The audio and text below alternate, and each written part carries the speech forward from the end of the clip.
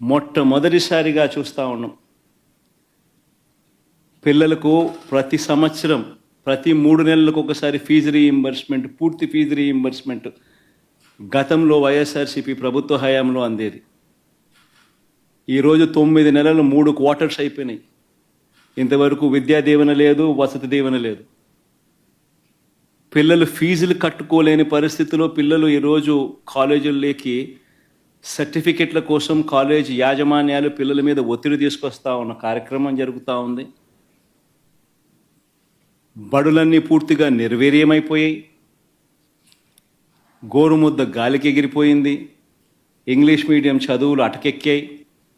TOEFL తీసేశారు. CBSE కూడా అదే బాటలో తీసేసే కార్యక్రమం జరుగుతూ ఉంది. వైద్య రంగం తీసుకున్న అదే పరిస్థితి. ఆరోగ్యశ్రీ